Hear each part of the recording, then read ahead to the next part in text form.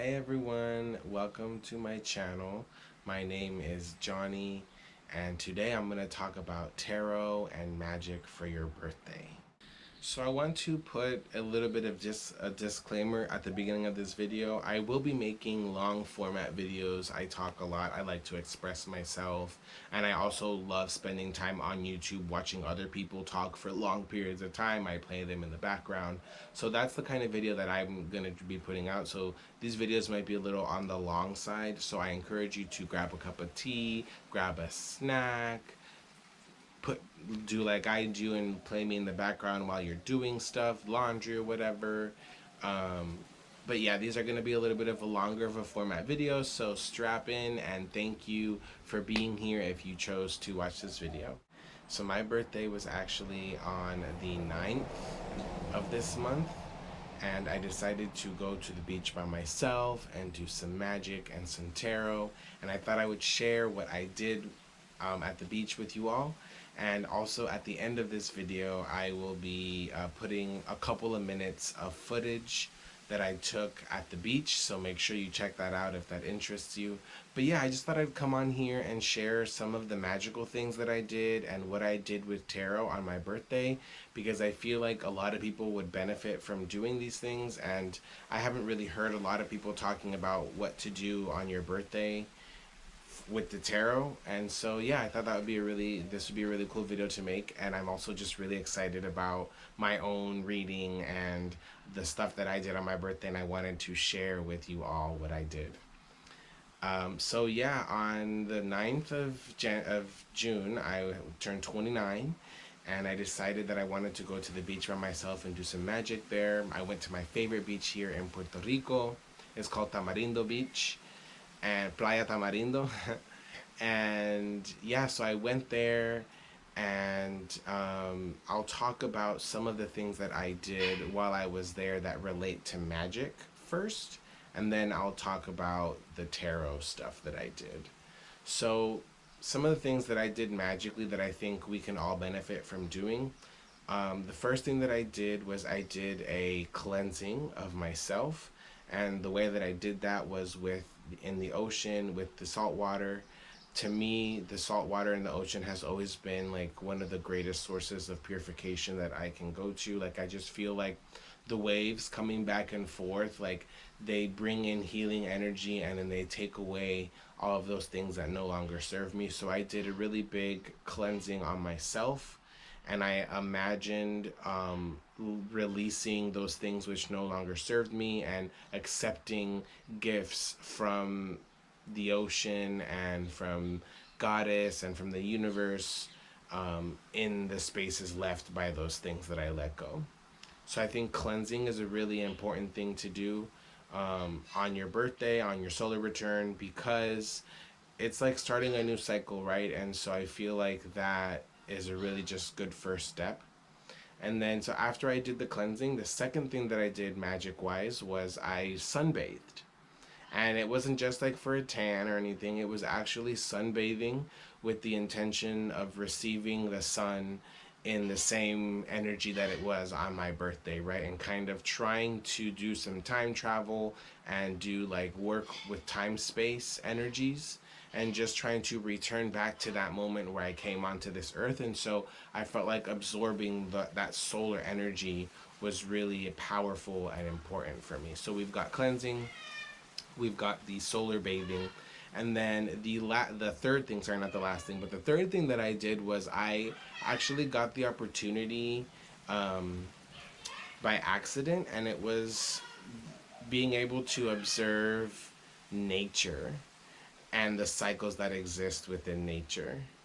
And how that happened for me was there were some seagulls and pelicans that were hunting right there in front of me, and there's a little bit of footage later that I'll share of them hunting in front of me, and that got me thinking about how far some of us are as human beings to like the natural cycles of life, and how a birthday is just one cycle of many cycles that we have as human beings. And so I felt that by observing those natural cycles, I was able to make the intention for this birth year, for this next year, my 29th year, to start getting closer to the natural cycles and my own natural cycles, and try to create like a rhythm with my own self. And so that was kind of like accidental. Wasn't expecting that one so much, but I think it was really powerful magically. Do y'all hear my neighbor's bird? He's been going crazy. Um, so the last thing that I wanted to say, and this one isn't particularly like super magical or anything, but meditation was the last thing that I did after the sunbathing, which I guess a sunbathing could be considered a type of meditation, but this one I like specifically had the intention to meditate. And just to like, honestly, it was just to clear my mind. So what I did was I focused on the sound of the waves as they were coming in and crashing and receding, and that was a really great like starting point for my meditation. But then it kind of turned into like the something else, and I started like listening to the waves, and I had this like realization that the waves were like the heartbeat of the ocean, which also could be thought of like the heartbeat of the world, you know, like because water in our bodies, you know, like blood is what our heart pumps, and so water, the movement of blood, is like part of what makes that sound, and of course the muscle does as well. But yeah, so it got me thinking about just like the heartbeat of the earth and the ocean. It just got me into the idea of connecting down to our core, and like the heartbeat, right, when we're babies before we're born, the heartbeat is like the main sound that we hear constantly all of the time. And I remember my mom, she told me that when I was maybe like a month old or something, they went to go see the Jurassic Park movie with me, and I was like this tiny teeny little baby, but she put one ear on her heart and then she covered my other ear, and she said that I slept the entire time.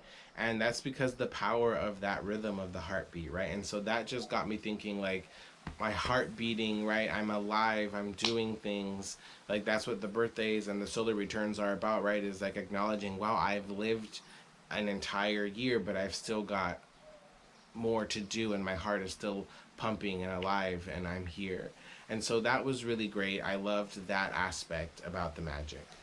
So now that we've talked about some of the magical tips, which I think are things that I've done personally, but that you can incorporate into your ritual, your yearly ritual for your birthday or your solar return.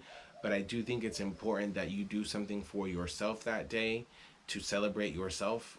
Like it's good to celebrate with other people, of course, with family and friends, but I also think it's important for you to take some time to do something for yourself, which any of those things that we talked about would be relevant. But now I want to talk about what I did with the tarot on my birthday, in hopes of sharing something with you about what you can do on your birthday with tarot. So the first thing that I want to encourage you to do is to calculate your birth cards if you have not done that yet. There is an online calculator, but I would prefer you to follow along with me in this quick little mini tutorial that I will give you on how to calculate your cards, because that way, if you ever forget, you can just do it yourself. And also, we're going to talk a little bit about the process of which card means what in terms of your birth cards. So I think it'll be really good for you to watch this video if you don't know how to do it yet. Okay, so I learned this from Carrie Paris from her Relative Tarot guidebook. So you get the month and day of your birthday, and you add that to your birth year, which in this case here is 2008. And then you add all of the individual numbers to get another single number, which that will be your first double digit, which your double digit, your first number represents your outer expression. So that's how we appear and present ourselves, generational impulses, unconscious drivers that help or hinder, stuck family patterns, how we act, react, resist, and outwardly express our unconscious urges. For the next card, take that double digit number and then add the individual numbers to get a single digit, and then that represents your inner expression card, which that is the soul's truth and purpose. It's what you've come here to do, your soul mission, who you are beyond ancestral influence that might hold you back. Finally, your hidden shadow card is the major arcana trump that adds up to the inner expression card. So in this case, it is the sun, because 1 plus 9 is 10, and then 1 plus 0 is 1, which adds to the magician. And the hidden shadow birth card represents karma. It represents not expressing from our truth and living for others' needs and fears. Some questions associated with this card are: why are you hiding? What wants to come to light? What sacred wisdom can you impart that helps us from repeating the same patterns? By the way, if you are enjoying this content, make sure you hit that like button and subscribe, because it really helps my channel grow. Thank you. Okay, so now that we have our birth cards calculated and we have everything that we need, and we know which one is our inner expression, our outer expression, and our shadow cards, all that is sorted. The important thing to do now is to grab your tarot deck and I lost my train of thought.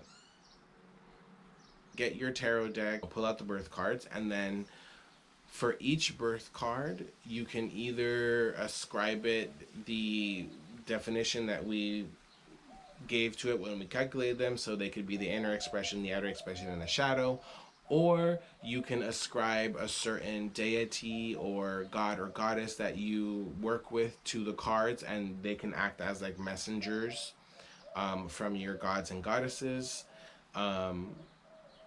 So yeah, there's a lot of different ways that you can kind of interpret what the birth cards mean, but ultimately the messages that you pull for each card, the messages that you pull for each of the birth cards is going to be related to whatever birth card, whatever the archetype of that birth card is. So if you have the magician like I do as one of your birth cards, then the messages or the cards that you pull for that magician card are going to relate to that archetype of the magician. So what you're going to do is you're going to order them in however way you want. I order them numerologically, so from left to right I did the lowest number to the highest number, but you can order them however you want. Inner expression, outer expression, shadow, however you see fit, to order the birth cards. So once you've taken the birth cards out and you've ordered them in the way that you see fit, then what I did personally was I shuffled my deck and I pulled 2 cards out for the first card. I shuffled once again, pulled 2 cards for the second card, and then I shuffled a third time for the last card. So you can choose to do that too, or you can choose to just shuffle the deck all at once and then just pull 1, 2, 3, 4, 5, 6 cards, however you feel best about it. But ultimately, I think it's important to have at least 2 cards for each birth card, just so that you can use the interplay of how the cards interact with each other, with their energies. Like, there's a lot that you can do with a pair, and so I think that's the most powerful for this. You can definitely pull more if you see fit.